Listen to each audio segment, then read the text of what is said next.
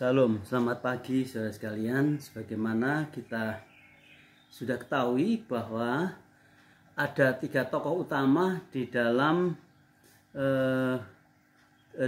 pemikiran teologi neo-ortodoksi. Jadi keempat tokoh itu ialah yang pertama Karl Barth tahun 1886 sampai 1968, yang kedua Emil Brunner 1889 1996, yang ketiga Rudolf Bultmann 1884 dan 1976, dan yang keempat Reinhold Niebuhr 1892 1971. Saudara bisa cek nama-nama itu di materi yang sudah saya kirimkan. Nah, saudara sekalian, hari ini kita akan melihat satu persatu garis besar dari pemikiran para tokoh ini. Kita berusaha untuk mengenali dan juga memahami secara sekilas mengenai tokoh-tokoh ini.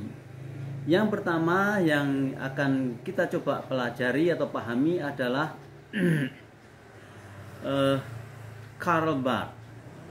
Karl Barth, ya, kita lihat dulu latar belakang singkatnya. Karl Barth adalah seorang teolog Swiss, lahir di Basel. Dia sebagai profesor di Göttingen, Münster, Bonn, dan Basel, beberapa perguruan tinggi terkemuka di Swiss. Dia melihat dan dia merasa bahwa di jemaat itu telah kehilangan kuasa pemberitaan firman, ya. Jadi jemaat sudah kehilangan kuasa pemberitaan firman, terutama dari para hamba Tuhan yang melayani dari khotbah-khotbah mereka. Hal ini disebabkan karena kebanyakan para hamba Tuhan itu belajar teologi liberal, ya, di mana menurut dia teologi liberal itu tidak memberikan kesiapan bagi para pelayan jemaat, ya, untuk bisa melayani jemaat dengan firman Tuhan. Oleh karena mereka lebih disiapkan di dalam kondisi pendidikan yang sangat akademis, ya, tetapi memang kehilangan kuasa firman itu. Demikian juga dia merasakan bahwa para hamba-hamba Tuhan yang dididik dari latar belakang teologi liberal itu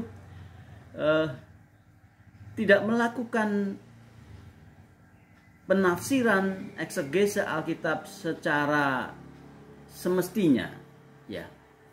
Sehingga dia berbalik dan melakukan proses eksegese Alkitab itu secara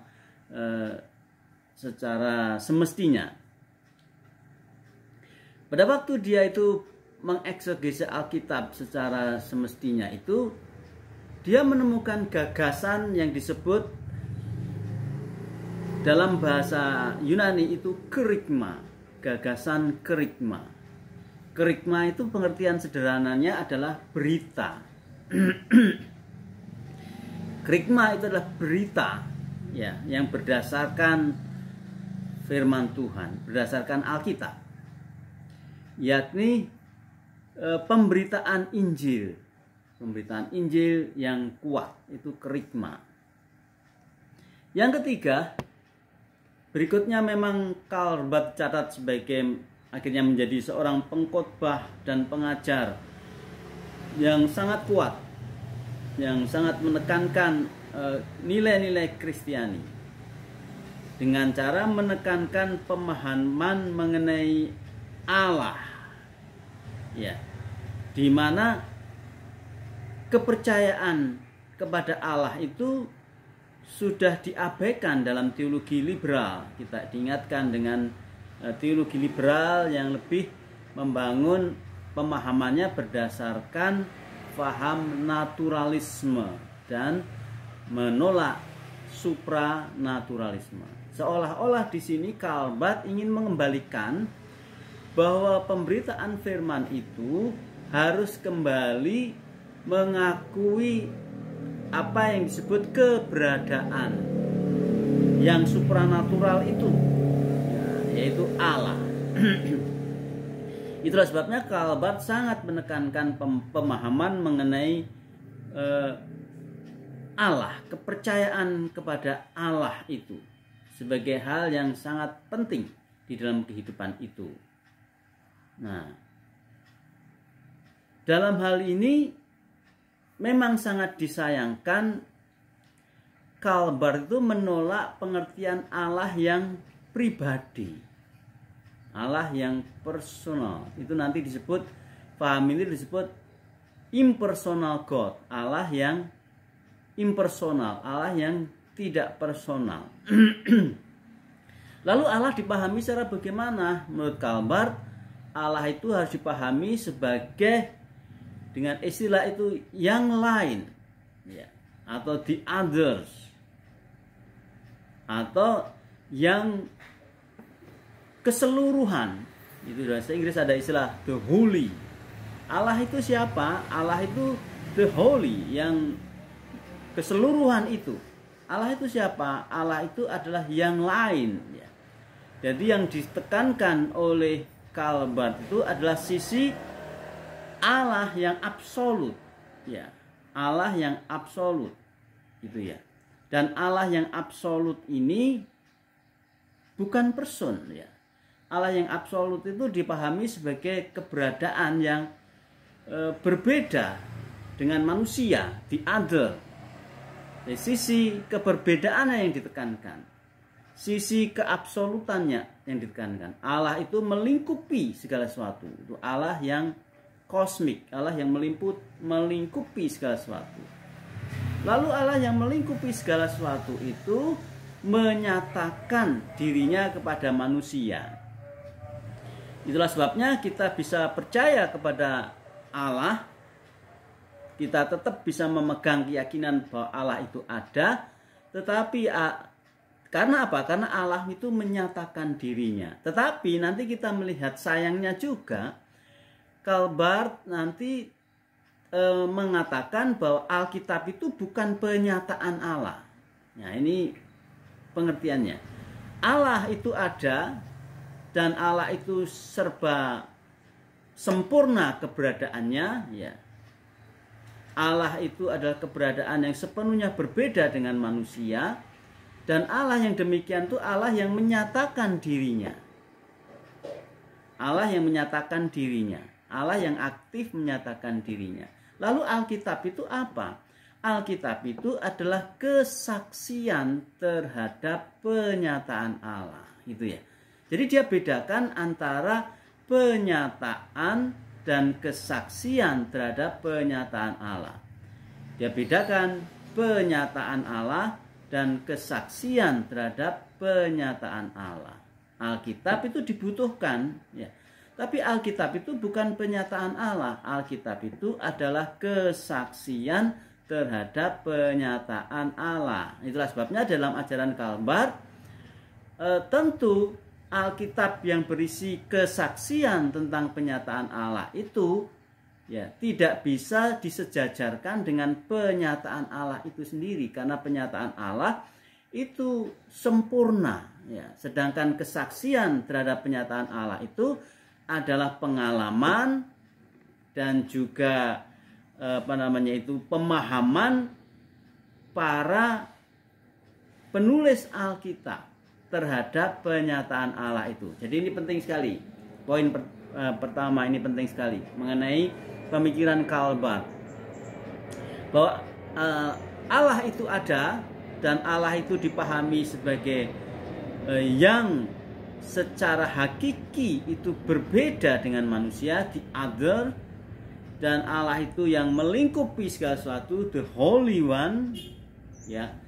Dan Allah yang demikian itu Allah yang menyatakan dirinya kepada manusia, sehingga manusia bisa percaya, memiliki kemampuan percaya kepada Allah. Lalu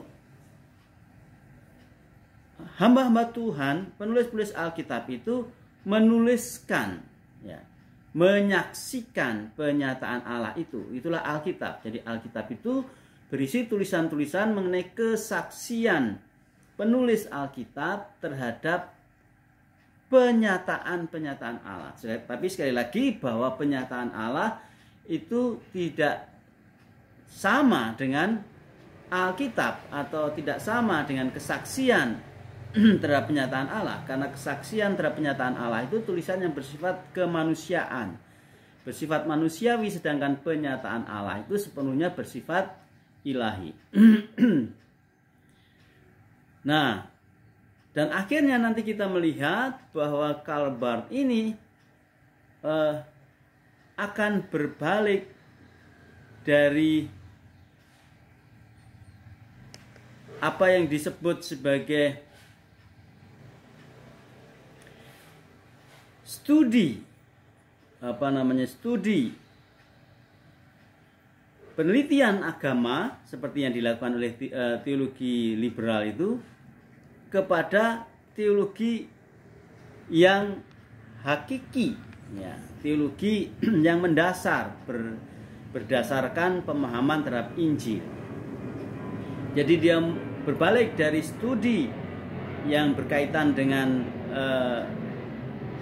agama-agama, perbandingan agama seperti dilakukan oleh para teolog liberal itu, bahwa sebetulnya agama sama saja dan kita bisa mempelajari agama-agama itu di dalam ilmu yang disebut studi agama-agama atau ilmu perbandingan agama kepada pemahaman teologi, ya, berdasarkan Alkitab, ya. Nah, disebut sebagai teologi yang hakiki atau teologi yang ontologis, teologi yang paling hakiki itu. Memang dalam hal ini teolog pendahulunya itu sangat mempengaruhi Karl Barth, khususnya adalah Anselmus. Anselmus itu adalah teolog sebelum Karl Barth dan dia mempengaruhi Karl Barth sedemikian rupa. Sehingga Karl Barth itu dengan tegas menolak teologi natural.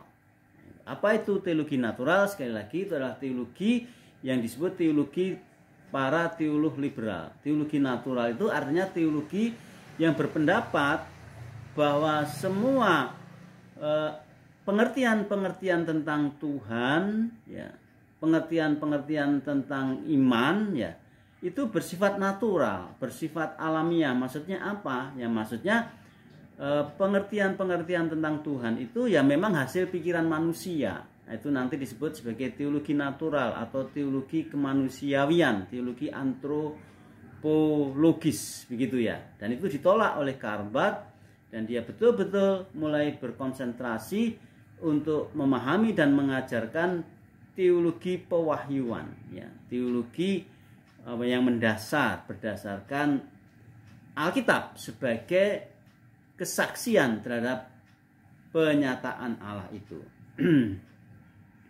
Nah, itu latar belakang singkatnya. Ada beberapa karya utama dari Karl Barth yang bisa dipelajari lebih lanjut, ya. Sebetulnya Karl Barth juga sering disebut sebagai teolog yang sangat produktif di dalam menghasilkan tulisan-tulisan. Beberapa tulisannya antara lain adalah The Epistle to the Romans, ya. Itu tulisan kepada tulisan penggembalaan terhadap jemaat di Roma 1919. Lalu Anselmus atau Anselms, judulnya Fides Quaerens Intellectum 1960, dan The Church Dogmatic. Itu adalah 3 karya utama dari Karl Barth. Nah, sekarang kita akan melihat sedikit lebih jauh mengenai dasar-dasar pemikiran teologis dari Karl Barth ini.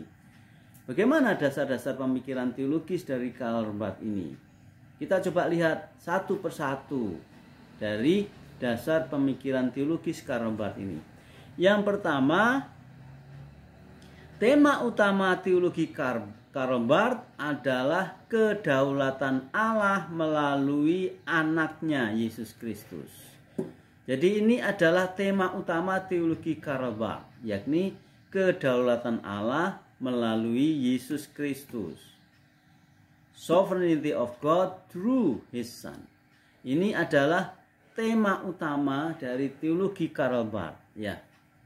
Jadi dia sangat menekankan kedaulatan Allah, dan kedaulatan Allah itu diwujudkan melalui anaknya, ya, Yesus Kristus. Menurut dia, pengetahuan tentang Allah adalah dasar dari seluruh teologia. Ya. Jadi pengetahuan tentang Allah adalah dasar dari seluruh teologia. Ya. Itu yang utama. Dan pengetahuan tentang Allah itu hanya dapat diperoleh melalui penyataan Allah di dalam Yesus Kristus dan melalui Roh Kudus. Nah, jadi menjadi penting. Itulah sebabnya mengapa aliran ini disebut neo-ortodoksi atau ortodoksi baru. Alasannya karena apa? Karena para teolognya, para pemikirnya ini betul-betul kembali kepada prinsip-prinsip ajaran reformasi, ya. Jadi penekanan Barth terhadap pentingnya penyataan Allah melalui anaknya, perhatikan, bukan melalui Alkitab loh ya. Nanti akan kita ketahui lebih jauh hal ini mengapa dibedakan. Jadi melalui anaknya dan melalui Roh Kudus, ya. Ini merupakan tipe yang sangat khas dari teologi reformasi. Itu yang pertama. Jadi yang pertama, tema utama teologi adalah kedaulatan Allah melalui anaknya, ya. Dan pengetahuan itu menjadi dasar seluruh teologi. Nah, pengetahuan itu hanya diperoleh melalui penyataan anak, Allah anak, dan melalui Roh Kudus. Perhatikan ini, saudara-saudara, lagi dia tidak memasukkan Alkitab di sini ya. Ini supaya kita kritis ya dari awal, supaya kita peka ini ya, bahwa dari penyataan Allah itu atau pengetahuan tentang Allah itu ya hanya bisa diperoleh melalui anak, ya, dan melalui Roh Kudus, bukan melalui Alkitab. Ya.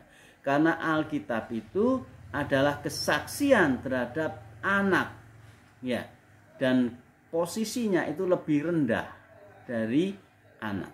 Alkitab lebih rendah posisinya dari penyataan Allah, karena sekali lagi Alkitab itu kesaksian penyataan Allah. Alkitab bukan penyataan Allah. Yang kedua, sangat menekankan transendensi Allah secara ya, pertama itu, yang ini perlu dipahami.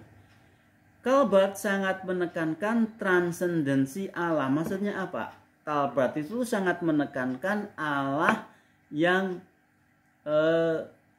tidak terjangkau itu. Allah yang transenden itu Allah yang di sana, Allah yang sepenuh-penuhnya itu sempurna, Allah yang transenden.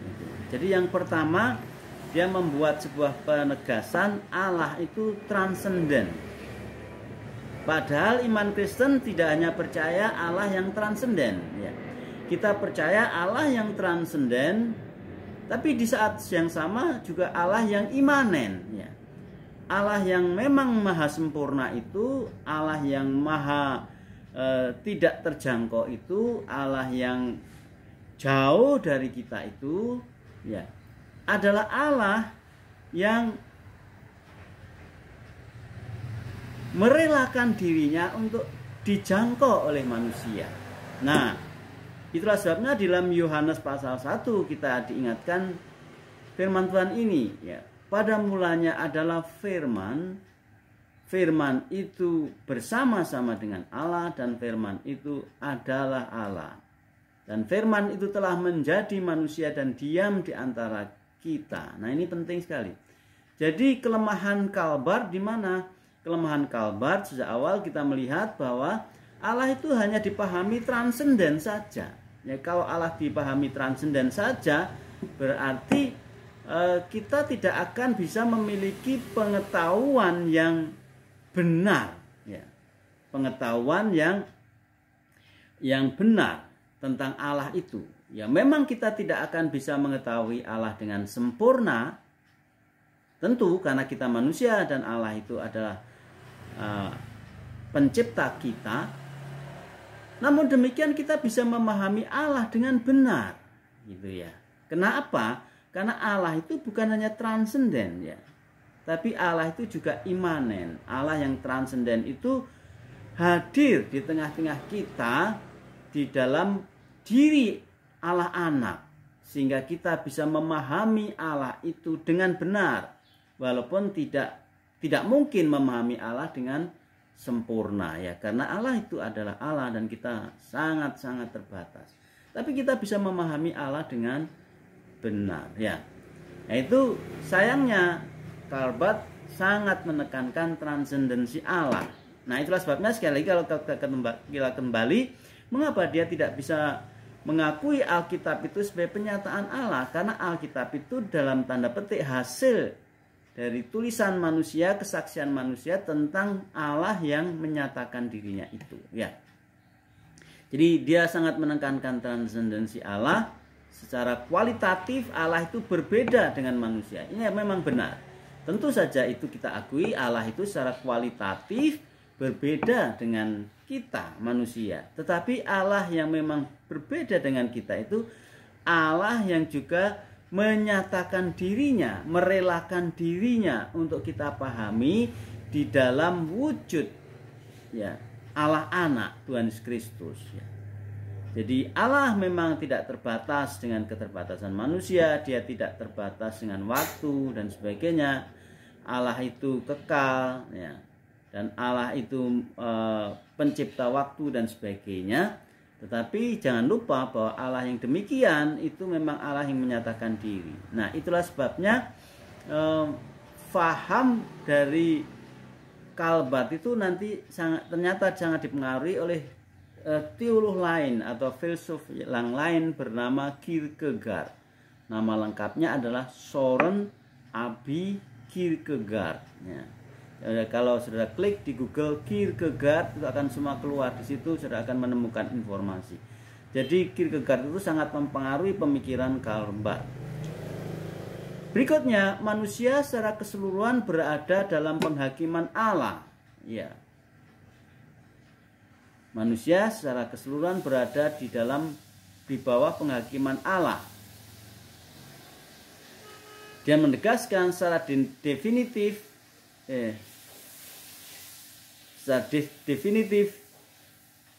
dia mengatakan tidak untuk semua potensi manusia itu. Nah, ini penting sekali.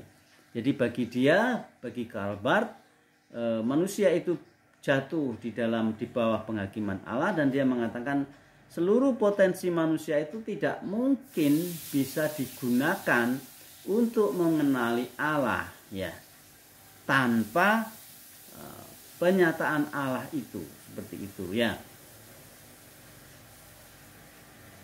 Nah, berikutnya yang ketiga,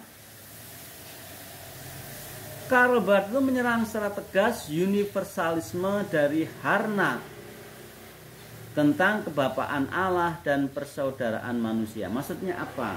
Ya, jadi maksudnya Karl Barth ini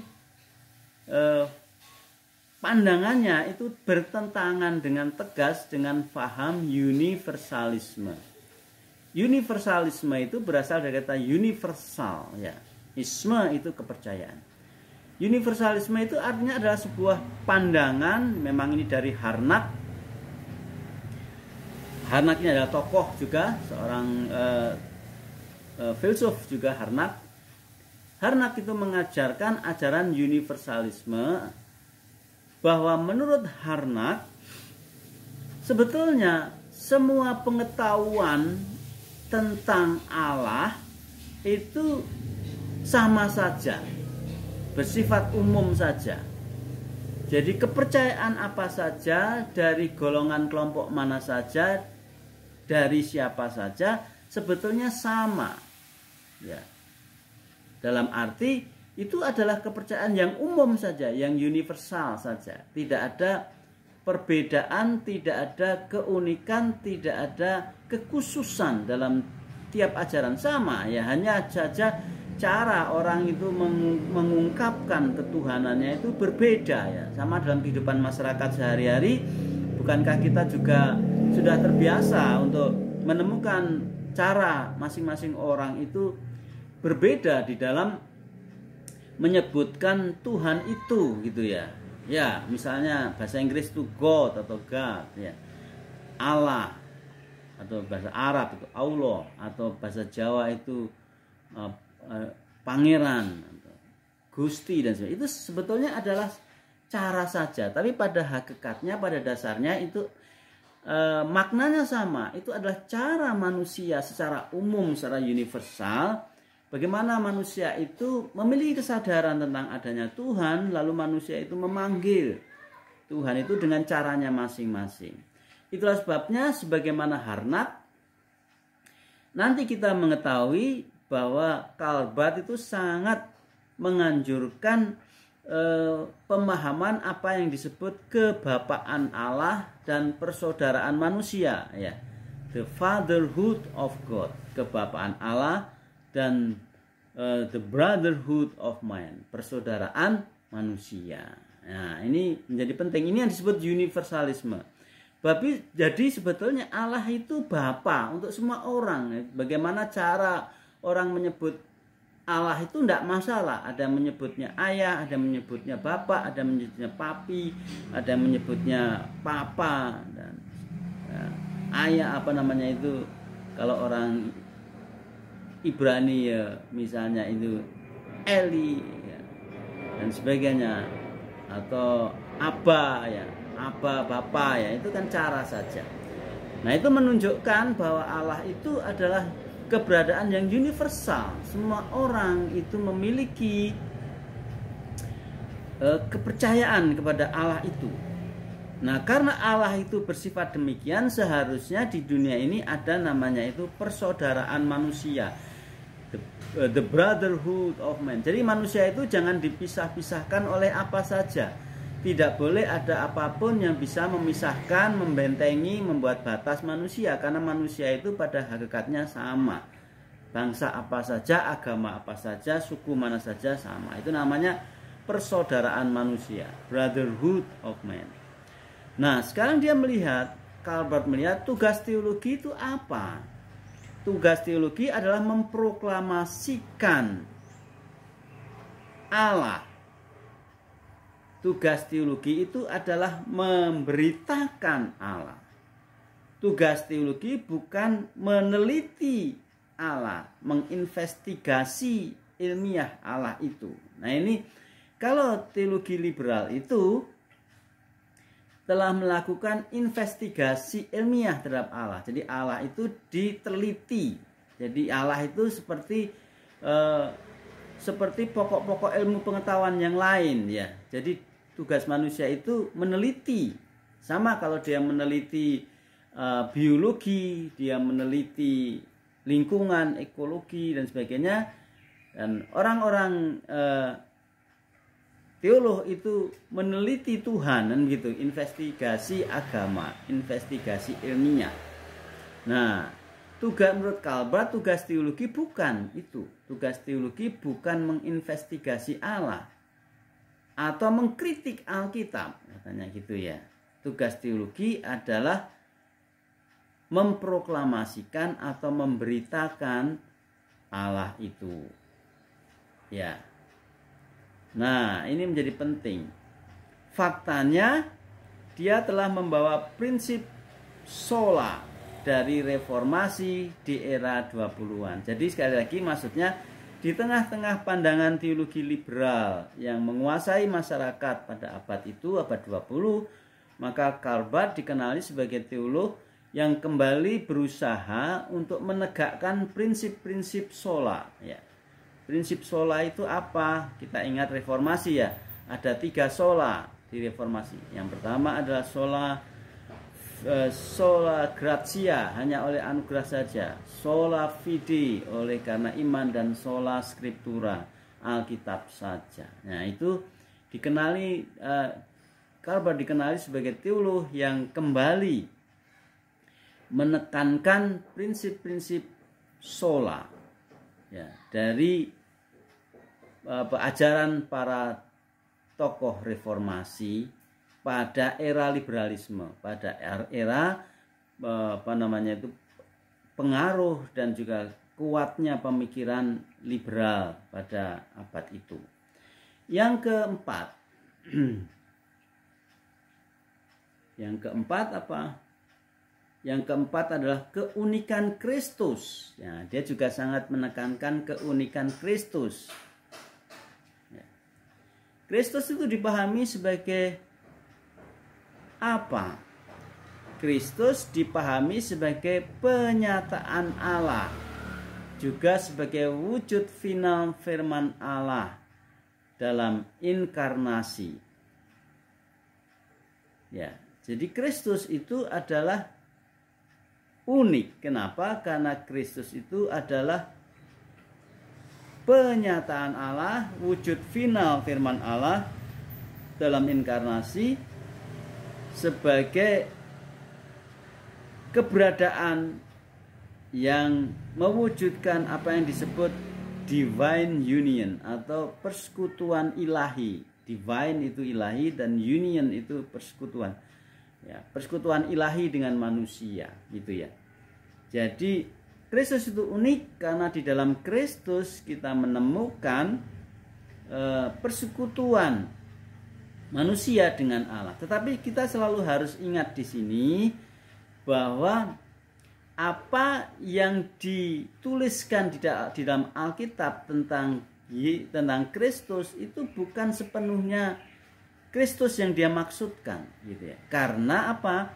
Karena tulisan-tulisan Alkitab tentang Kristus itu adalah kesaksian tentang Kristus, bukan Kristus itu sendiri. Nah, firman Allah terwujud dalam anak, Alkitab, dan pemberitaan gereja, kerigma. Jadi semacam dia membuat semacam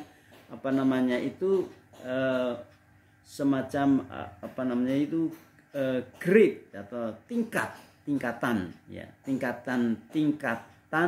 yang disebut sebagai tingkatan kesempurnaan, ya. Firman Allah yang pertama terwujud dalam anak, dalam pribadi anak itu.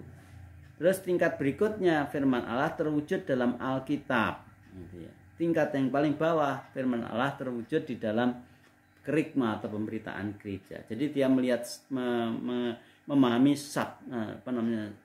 lapis-lapis, ya. Ya. Ada lapis-lapis itu, ya. Firman Allah yang pertama itu terwujud pada pribadi anak. Firman Allah terwujud dalam Alkitab karena Alkitab itu kesaksian terhadap anak, dan firman Allah terwujud di dalam khotbah atau berita gereja, kerigma, karena kerigma itu adalah pemberitaan berasal dari kesaksian terhadap anak itu.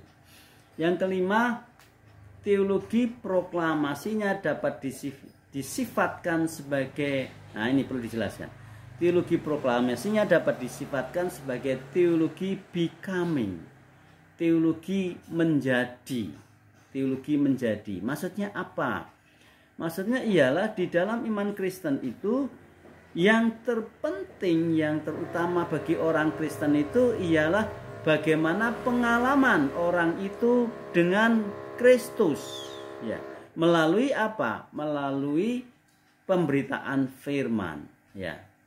Nah, ini namanya teologi becoming. Jadi secara konkret, kalau manusia atau jemaat itu mendengar khotbah, lalu dia akhirnya melalui khotbah itu dia itu mengalami persekutuan dengan Kristus secara rohani, maka hal itu, peristiwa itu akan menjadi yang terpenting bagi orang itu.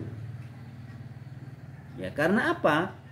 Karena pada waktu seseorang mendengar khotbah dan akhirnya dia secara rohaniah mengalami hubungan relasi dengan Yesus Kristus, maka itulah yang terpenting gitu ya, yang paling berharga. Itulah yang disebut becoming, itu menjadi.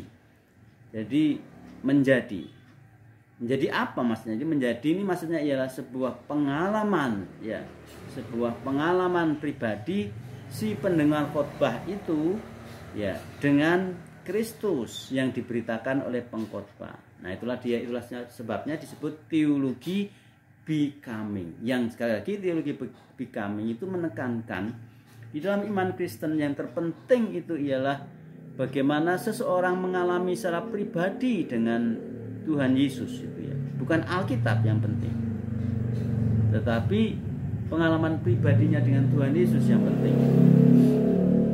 Nah, itu yang kelima. Yang keenam, menolak sepenuhnya teologi natural. Tadi sudah disinggung ya, bahwa Karl Barth menolak sepenuhnya teologi natural. Kenapa? Karena sekali lagi, diulang lagi, teologi natural itu tidak mempercayai keberadaan Allah yang tidak bisa dibuktikan secara panca indera ya. Karena Allah itu tidak bisa dibuktikan secara pengalaman panca indera, sehingga akhirnya para teolog liberal itu menolak pemahaman tentang Allah yang tidak nampak itu namanya teologi natural. Tugas teologi untuk memproklamasikan pemberian Allah. Tugas teologi untuk memproklamasikan pemberian Allah atau God give ya. Jadi Allah itu memberi kepada kita. Tugas kita itu memberitakan pemberian Allah itu. Ini adalah anugerah Allah. Dan ini bukan agama manusia. Ini menjadi garis bawah di sini. Sekali lagi bahwa Karl Barth itu sangat menekankan pentingnya ajaran Kristen itu memberitakan pemberian Allah ini ya. Karena pemberian Allah itu merupakan anugerah, dia bukan agama yang diciptakan, dibuat oleh usaha manusia, tapi kita menerima sebagai anugerah itu pemberian Allah itu. Nah, itulah sebabnya teologi Karl Barth itu nanti juga disebut dengan istilah teologi dialektika. Karena apa? Karena yang dipentingkan dalam Karl Barth itu sekali lagi bagaimana manusia itu berjumpa dengan Allah ya. Dan bagaimana manusia itu secara tetap, secara konstan itu berelasi dengan Allah. Nah, perjumpaan rohaniah ya, persekutuan batiniah manusia dengan Allah terus menerus itulah yang disebut dengan dialektika ya. Dialektika sekali lagi adalah sebuah proses di mana manusia itu terus menerus berelasi dengan Tuhan, dengan Allah di dalam kerohaniahannya itu, di dalam spiritualitasnya itu. Terus menerus dia itu mengadakan dialog, dia mengadakan berelasi dengan Tuhan. Nah, itulah yang disebut sebagai dialektika. Dan itu harus terjadi secara konstan, tetap, terus menerus gitu ya. Kemanusiaan harus membuang dirinya pada anugerah Allah. Jadi kemanusiaan harus betul-betul menerima bahwa untuk memahami Allah itu adalah anugerah. Bahkan dia mengatakan di dalam memahami Allah itu kita harus melakukan lompatan iman ya. Lompatan iman itu artinya ya kita itu memang harus beriman ya. Kita harus menanggalkan pertimbangan akaliah kita, dan kita harus mengambil keputusan untuk percaya kepada keberadaan Allah itu ya. Nah, kalau manusia sudah terus-menerus mengalami itu, maka dia akan mengalami apa yang disebut pencapaian kebenaran rasional. Jadi kebenaran yang rasional itu ialah kebenaran pada waktu manusia itu dapat mencapai satu keadaan di mana dia secara tetap itu berelasi dengan Allah itu, ya, berdialog dengan Allah itu. Itu yang disebut sebagai dialektika yang konstan antara manusia dengan Allah. Yang ketujuh, Alkitab. Nah ini, perhatikan ini, penting sekali. Alkitab bukanlah penyataan Allah. Ya, Alkitab bukan penyataan Allah. Lalu Alkitab itu apa? Alkitab itu kesaksian terhadap fakta penyataan Allah. Jadi perhatikan ini, bahwa penyataan Allah itu fakta, betul-betul terjadi dalam sejarah, benar dan iya, ya. Tetapi Alkitab itu bukan fakta penyataan Allah itu. Alkitab adalah kesaksian terhadap fakta itu. Jadi perhatikan sekali lagi, dia membuat pembedaan dan derajat yang berbeda antara penyataan Allah, tentu ini bersifat absolut, sempurna, dan Alkitab sebagai kesaksian tentang penyataan Allah yang tidak absolut. Nah, tentu di sini artinya, kalau begitu mengapa manusia itu masih membutuhkan Alkitab? Menurut Calvert, ya, manusia tetap membutuhkan Alkitab karena manusia itu berdosa. Manusia itu lemah, manusia tidak memiliki kemampuan, ya. Apapun yang bisa dengan kekuatan sendiri, dengan rasionya sendiri untuk memahami Allah, tetap tidak bisa. Itulah sebabnya walaupun Alkitab itu hanya kesaksian terhadap fakta penyataan Allah, tapi Alkitab kita butuhkan karena Alkitab itu setidak-tidaknya akan membimbing kita, akan memberi petunjuk pada kita untuk kita bisa mengalami secara langsung persekutuan dengan Allah itu secara rohaninya, kan gitu ya. Nah itu yang penting. Alkitab harus diuji oleh penyataan. Alkitab sendiri harus diuji oleh penyataan itu. Dalam asumsi Allah sebagai sepenuhnya absolut. Ya, sekali lagi ya, karena penyataan itu absolut, maka Alkitab harus diuji oleh penyataan itu. Masalahnya di sini akan menjadi masalah yang kabur ya. Bagaimana itu mewujudkan secara konkret penyataan menguji Alkitab, gitu ya. Nanti akhirnya menjadi pandangan orang juga, pandangan masing-masing orang untuk menentukan ya, untuk menentukan bagaimana Alkitab itu, seperti itu. Yang kedelapan, sangat membenci individualisme dari kaum pietisme. Jadi kembali lagi, kalau kita kembali ke latar belakang, neo-ortodoksi atau teologi neo-ortodoksi yang salah satu tokohnya adalah Karl Barth itu menghadapi dua ekstrim pada waktu itu. Dua pandangan ekstrim pada waktu itu. Ekstrim yang pertama itu adalah pandangan dari teologi natural yang sangat menekankan rasio manusia dan juga menolak keberadaan Allah yang spiritual, yang rohaniah, itu ditolak ya. Jadi akhirnya teologi lebih dipahami sebagai sebuah studi investigasi, studi penelitian terhadap agama-agama. Ini ekstrim satunya. Tapi ekstrim yang lain yang dihadapi oleh Karl Barth dan para teolog neo-ortodoksi adalah ekstrim dari kaum pietisme. Siapa kaum pietisme ini? Kalau kita kembali kepada sejarah gereja, kaum pietisme adalah sekelompok masyarakat di antara orang-orang Kristen gereja Lutheran di Jerman, dan di mana kelompok-kelompok ini, tokohnya misalnya Ziegenbalg dan sebagainya, kelompok-kelompok ini melihat bahwa orang-orang Lutheran itu kehidupan rohaninya itu tidak sesuai Alkitab itu. Lalu muncullah kelompok-kelompok atau tokoh-tokoh yang nanti disebut pietisme. Pietisme itu kalau kita kembali kepada sejarah dulu kan dari bahasa Latin ya, dari kata pions ya. Pions itu dari bahasa Latin itu artinya itu suci atau kudus ya. Pada waktu itu kelompok ini seperti diejek gitu ya. Diejek kelompok suci atau kelompok sok suci begitu ya.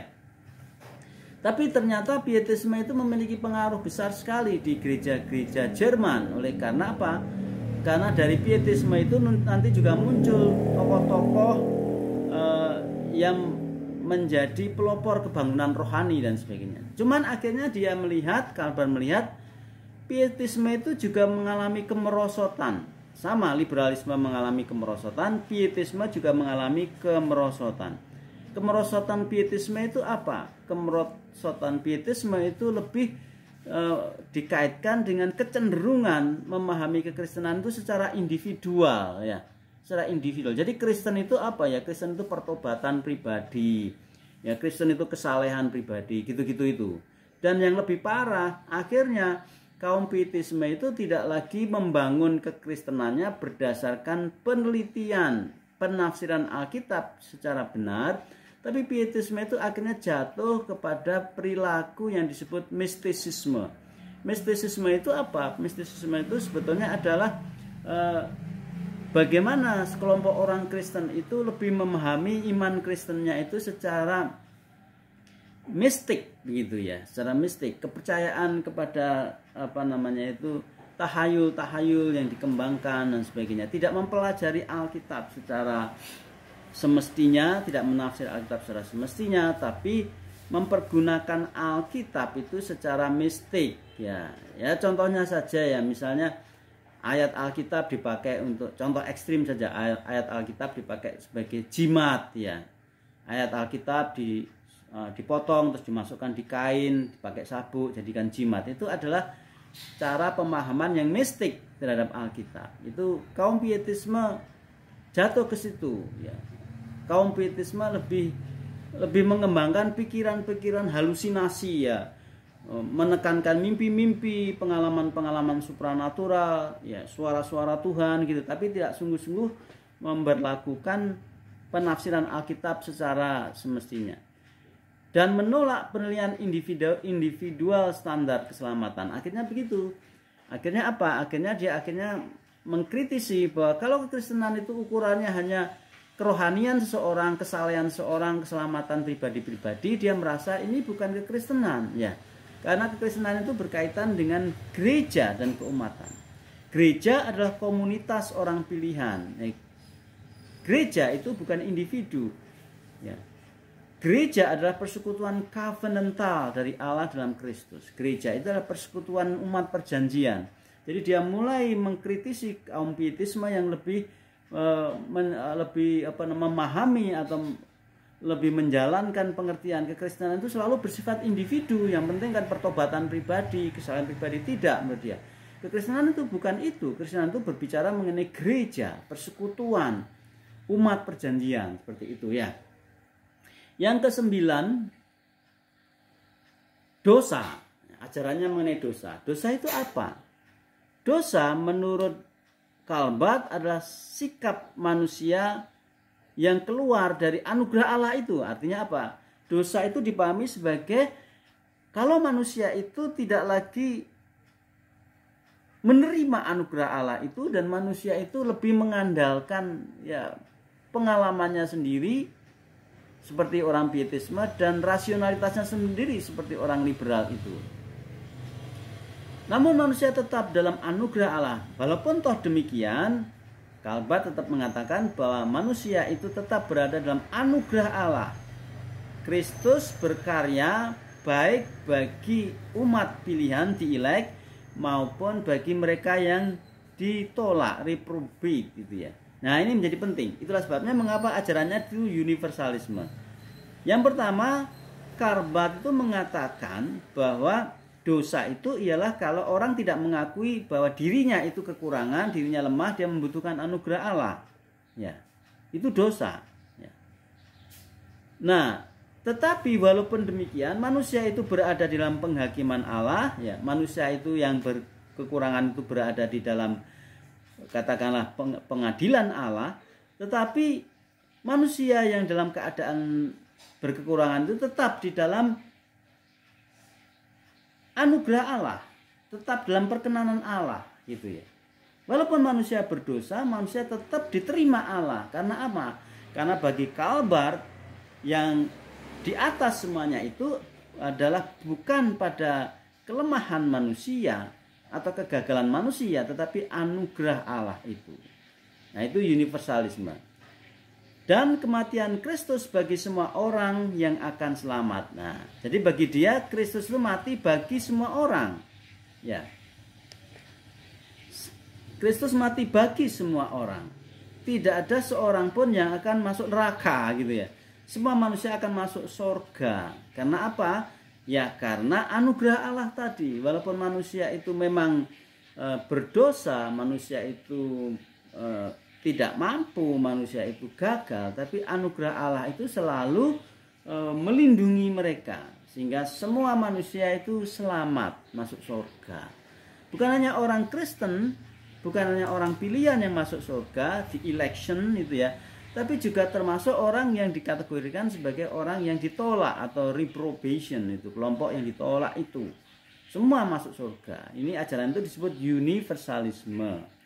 Seluruh manusia adalah image bearer of God. Karena apa? Karena seluruh manusia itu adalah pembawa gambar Allah. Image bearer of God. Image itu adalah gambar, bearer itu adalah pembawa Allah, pembawa gambar Allah. Penebusan adalah recovery dan restorasi. Penebusan itu apa? Penebusan itu adalah pemulihan, recovery dan dan restorasi, ya. Pemulihan, ya. Pembangunan kembali. Pemulihan, penebusan itu adalah recovery, itu melingkupi, menutupi, ya, melindungi dan memulihkan gambar Allah itu. Jadi pada waktu Yesus Kristus mati di atas kayu salib, ya, maka itu disebut penebusan. Nah, itu berarti pada waktu Yesus Kristus disalib, maka secara otomatis seluruh manusia mengalami recovery.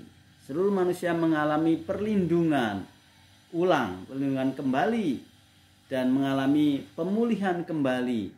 Ya, image-nya sebagai gambar Allah itu. Nah, itulah sebabnya pada waktu Yesus Kristus mati di atas kayu salib, sekali itu otomatis seluruh manusia itu selamat.